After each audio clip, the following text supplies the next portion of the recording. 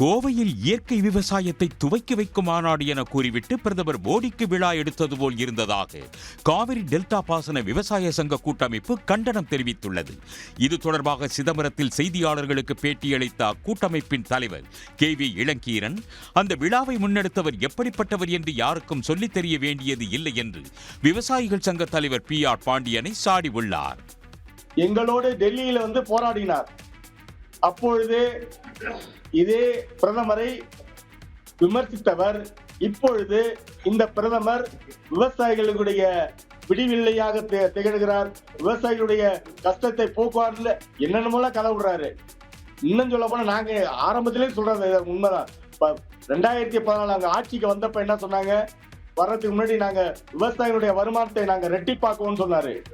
ரெட்டிப்பாக்கலாம் பரவாயில்ல, எங்கள்கிட்ட இருந்த கோவணத்தையும் அவுக்கிற மாதிரி 3 வேளாண் சட்டங்களை கொண்டு வந்து இந்திய விவசாயிகளை வந்து ஒரு கார்பரேட்டினுடைய அடிமைகளாக ஆக்குவதற்கான ஒரு முயற்சியை செய்தார்.